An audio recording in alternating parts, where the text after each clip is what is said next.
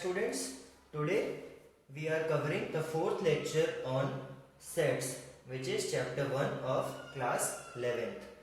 मुस्कुराते रहिए और सब कुछ आराम से सीखते रहिए। तो आज हम लोग पिछले 3 लेक्चर्स में जो हमने किया है कॉन्सेप्ट, उसके बाद अभी हम लोग एक्सरसाइज 1.2 करने वाले हैं। इसके रिलेटेड, इससे एसोसिएटेड सारे कॉन्सेप्ट्स हमने लेक्चर नंबर 3 में करे थे। तो यहाँ पे क्वेश्चन नंबर 1 क्या बोल रहा है, which of the following are examples of null set. तो सबसे पहले नल सेट क्या होता है, वो सेट जिसमें कोई भी एलिमेंट ना हो। इसको हम लोग और क्या बोलते हैं, इसको हम लोग वॉइड सेट या फिर एम्प्टी सेट भी बोलते हैं। तो set of odd natural numbers divisible by 2। तो क्या 2 से डिवाइड होने वाले ऐसे एक भी नंबर एग्जिस्ट करते हैं? बिल्कुल नहीं, ऐसा कोई भी ऑड नेचुरल नंबर नहीं है जो 2 से डिवाइड होता हो। इसलिए ये क्या है, ये नल सेट है। Set of even prime numbers, क्या कोई भी नंबर ऐसा है जो इवन नंबर भी हो और प्राइम नंबर भी हो? तो आप कहोगे बिल्कुल, 2 एक इवन नंबर भी है और प्राइम नंबर भी है, तो ये नल सेट नहीं है क्योंकि इसमें एक एलिमेंट है और वो क्या है, 2। Next is x, where x is a natural number and x is less than 5 and x is greater than 7। तो क्या ऐसा कोई नंबर हो सकता है जो 5 से छोटा हो और 7 से बड़ा हो? ऐसा कभी हो ही नहीं सकता। तो बिल्कुल ये भी एक नल सेट है क्योंकि इस सेट में भी एक भी एलिमेंट नहीं होगा। y, where y is a point common to any two parallel lines। तो अभी पैरेलल लाइंस क्या होती हैं, वो लाइंस, पैरेलल लाइंस की डेफिनेशन ही यही होती है जिनके बीच में कोई भी पॉइंट कॉमन ना हो। तो ये क्या है, ये भी एक नल सेट है क्योंकि ऐसा कोई भी पॉइंट होगा ही नहीं जो दोनों लाइंस के बीच में, पैरेलल लाइंस के बीच में कॉमन हो। तो ये भी हमारा नल सेट हो गया। अभी क्वेश्चन नंबर 2 में क्या है, which of the following sets are finite और इनफाइनाइट। अभी हमें बताना है कि फाइनाइट है कि इनफाइनाइट है। एक बात और, नल सेट जो होता है वो क्या होता है, फाइनाइट सेट होता है कि इनफाइनाइट सेट होता है? बताइए, पिछले लेक्चर्स में मैंने बताया था। अगर आप बोल रहे हैं कि फाइनाइट सेट होता है तो आप बिल्कुल सही हैं। तो चलिए अभी ये देखते हैं, the set of months of a year. तो एक महीने में एक साल में आने वाले महीने, क्या वो फाइनाइट है या इनफाइनाइट है? आप कहोगे फाइनाइट है, 12 महीने आते हैं, तो ये सेट क्या हो गया, फाइनाइट सेट हो गया। अभी 1 2 3 and so on dot dot dot बना हुआ है और ये डॉट कहीं पे भी एंड होता हुआ नहीं दिखाया गया है। तो जहां पे भी ऐसे डॉट डॉट डॉट और कैरी ऑन आ जाए वो हमारा हमेशा इनफाइनाइट सेट होगा, हमेशा। अभी देखिए इस अगले एग्जांपल में क्या है, 1 2 3 and dot dot dot so on till 99, 100। यहाँ पे क्या है कि डॉट डॉट डॉट तो आए, मतलब 1 2 3 के बाद 4 5 6 7 8 9 ऐसे चल तो रहा है, पर ये सेट 99 और 100 पे आके खत्म हो गया। खत्म हो गया मतलब कि यहाँ पे 1 से लेके 100 तक के सारे एलिमेंट्स लिखे हैं, क्योंकि इन्हें पूरी जगह नहीं भरनी थी 4 5 6 7 8 पूरी काउंटिंग लिख के, इसलिए इन्होंने डॉट डॉट डॉट लगा दिया। तो ये सेट क्या हो जाएगा, फाइनाइट सेट, क्योंकि इसमें 100 फाइनाइट एलिमेंट्स हैं। अभी क्या है, set of positive integer greater than 100।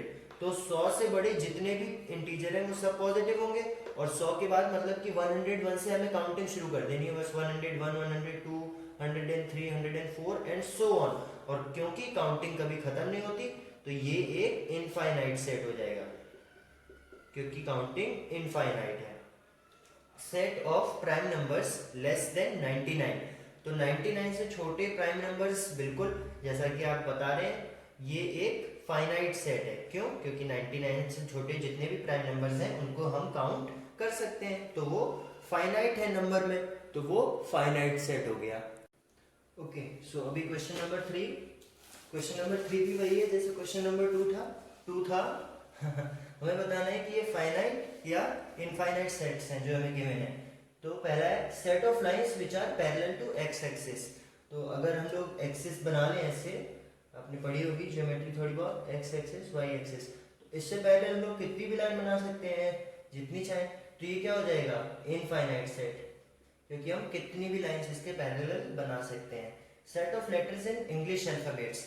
तो क्या आपको पता है सेट ऑफ कितने लेटर्स होते हैं, कितने लेटर्स होते हैं इंग्लिश में, ए बी सी डी, ये कितने लेटर्स होते हैं टोटल? आप कहोगे 26 होते हैं। तो 26 क्या है, एक फाइनाइट वैल्यू है, हम उसे कैलकुलेट कर सकते हैं। तो ये सेट भी क्या हो जाएगा, ये हो जाएगा फाइनाइट सेट।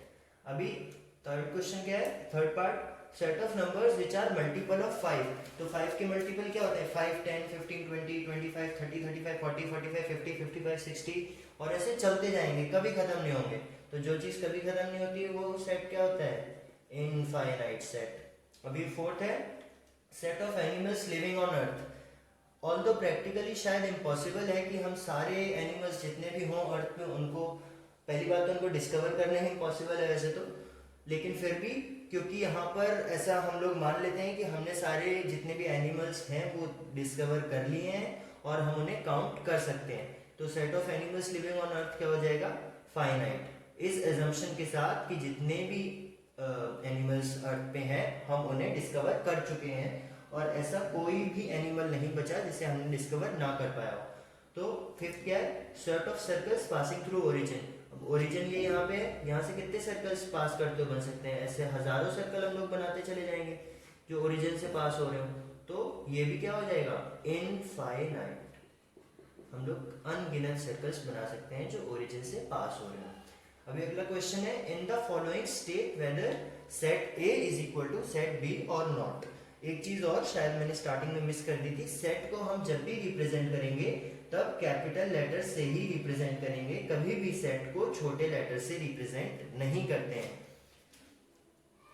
तो हमें बताना है ए और बी इक्वल है कि नहीं। तो यहाँ पे ए की वैल्यू है, set A is a b c d and set b is d c b ए।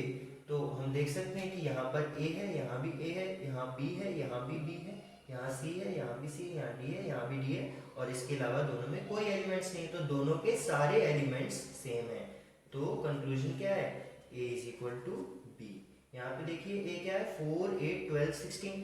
4 यहाँ पे भी है, यहाँ पे भी 8 यहाँ पे भी है, यहाँ पे भी 12 यहाँ पे है, पर यहाँ पे नहीं है। 16 है लेकिन फर्क नहीं पड़ता क्योंकि एक एलिमेंट ऐसा आ गया ना, और यहाँ पे भी देखो 18 है पर इसमें नहीं है।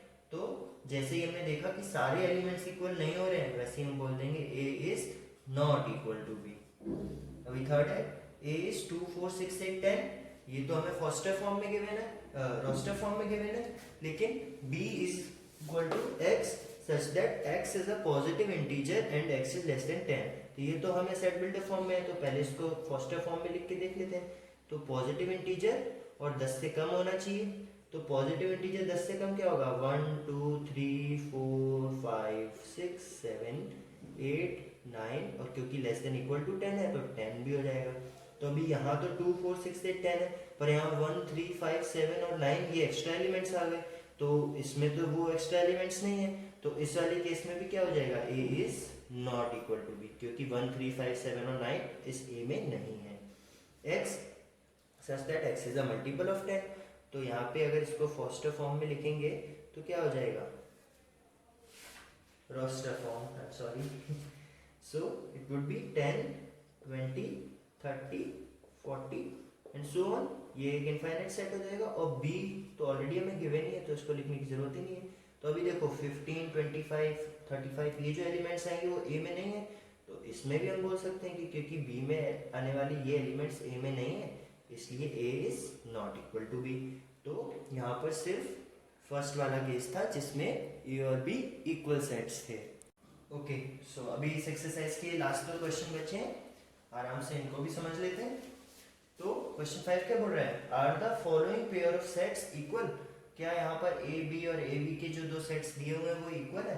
तो यहाँ पे देखो ए क्या है? 2, 3। इस एक सेट के एलिमेंट क्या है? 2 और 3। और बी के क्या है?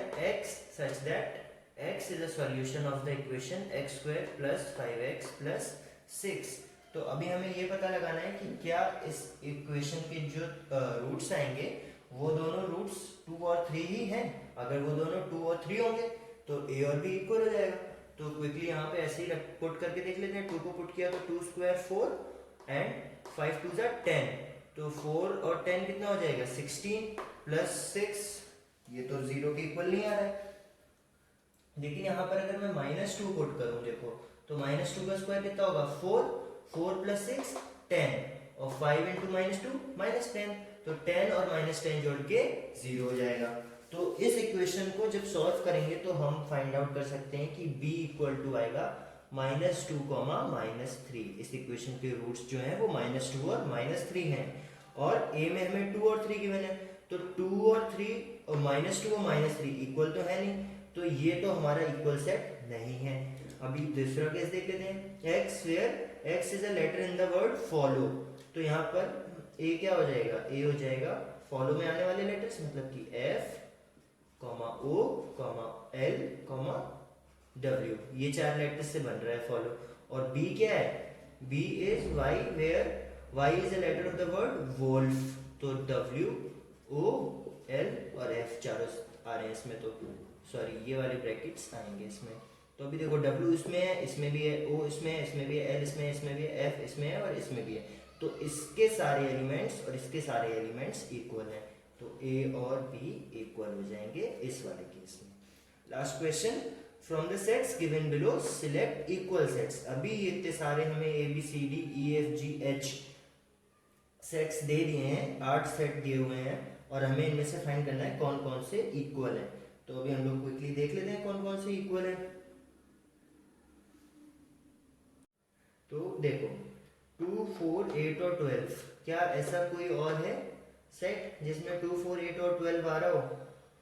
जी नहीं, कोई भी नहीं है। तो a जो है वो तो किसी के भी इक्वल नहीं है। अभी b की बात करें तो देखो 1, 2, 3, 4, तो अब a को देखने की जरूरत नहीं है, a को हम लोग थैंक यू बोल चुके हैं। तो अब 1, 2, 3, 4 देख लो, इसमें 1, 2, 3, 4 इसमें c में है, नहीं है, ये यहाँ से मिट गया है, c में नहीं है। d में देख लो 1, 2, 3, 4 d में है, तो देखो b तो हमें d के इक्वल मिल गया, क्योंकि b और d में सेम एलिमेंट्स हैं, बिल्कुल सेम। इसमें भी 1, 2, 3, 4 है, इसमें भी देखो 1, 2, 3 और 4 है। e में है, नहीं है, f में है, नहीं है, g, h किसी में नहीं है, तो b जो है वो सिर्फ d के इक्वल है। अभी हम लोग c को देखेंगे, तो c में क्या है 4, 8, 12 और 14, तो a और b हम लोग देख चुके हैं, तो अब इन्हें दोबारा देखने की जरूरत नहीं है। 4, 8, 12 और 14, क्या d में 4, 8, 12, 14 है? नहीं। e में है? नहीं। f में, g में, h में किसी में नहीं है, तो c भी किसी के इक्वल नहीं है, तो अब हम c को भी नहीं देखेंगे। और d को देखें तो देखो d और b इक्वल थे और b के हम सारे देख चुके हैं, तो हम ये कह सकते हैं कि हम d के भी सारे देख चुके हैं, क्योंकि b और d इक्वल है। मतलब अब 3, 1, 4, 2 या 1, 2, 3, 4 हमें और कहीं नहीं मिलेगा, तो b और d यहाँ से इक्वल हम निकाल चुके हैं, तो अब हमें d भी नहीं देखना है। अब बारी आई e की, तो e में क्या है -1 और 1, क्या इसमें -1 और 1 है? क्या इसमें -1 और 1 है? बिल्कुल है, देखो g में -1 और 1 है और e में भी है, तो हमें मिल गया e is equal to g। अब इसमें है? नहीं है, तो अब हम e और g को भी नहीं देखेंगे, इनका काम भी हो गया।